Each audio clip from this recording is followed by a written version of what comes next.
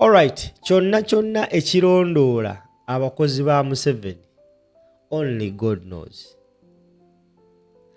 Kyonna ekirondoola abakozi ba Museveni, Mukama Katonda y'asinga omumanya. Tambuza video etuuke ku buli Munnayuganda.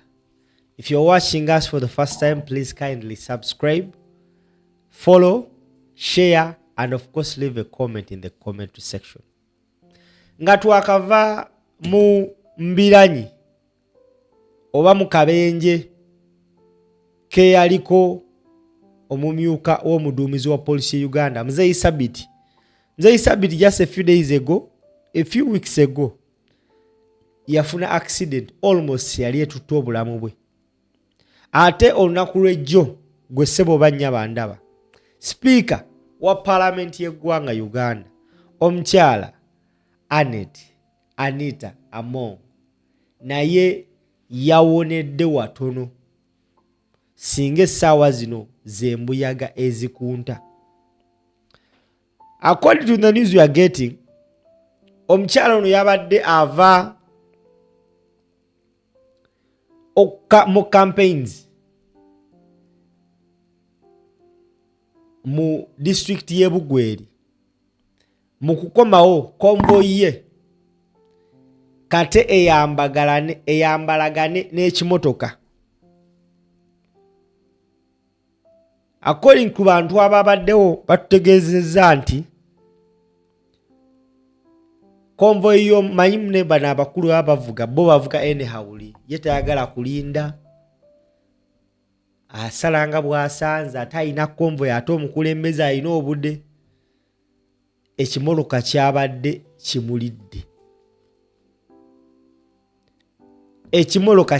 kimulidde. Era amalwe ge tufuna gagamba nti ekimoloka ekyo kyakwatiddwa era ne bakitwala ku police station y'e Mukono. Ababadde bakivuga babaddeko amanyikibwa nga Lubega Ivan ne co-driver we amanyikibwa nga Waswa Amis. Era essaawa zino bali awo e Mukono ku police.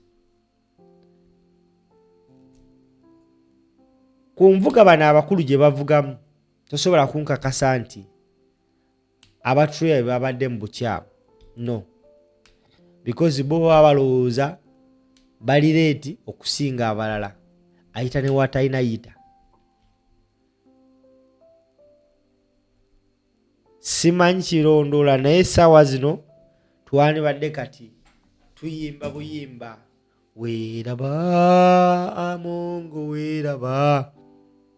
Naye Mukama Katonda ooli awo yamuwadde omukisa omulala. Ndowooza okutereeza ebyo ebikyamusobyeko. Anita Amongo omu ku bakulembeze abali ku bunkenge right now, mbuuza lwaki yatuuse ku extent esindika sisita we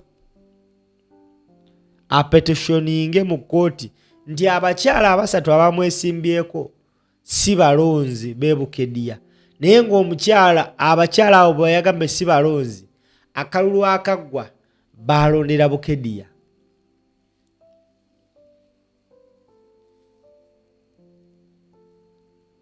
Ono Katemba simulabangako, wabula geega amawulire gwe atulaba. Tambuza video. She nearly escaped death. Ekimoloka kyabadde kimuyingidde. Those are now two officials. I strongly believe it's their reckless driving. Bo bayita buli wamu.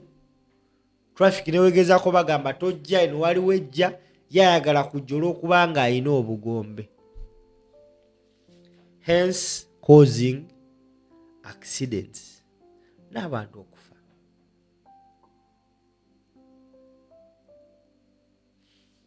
Tambuza video.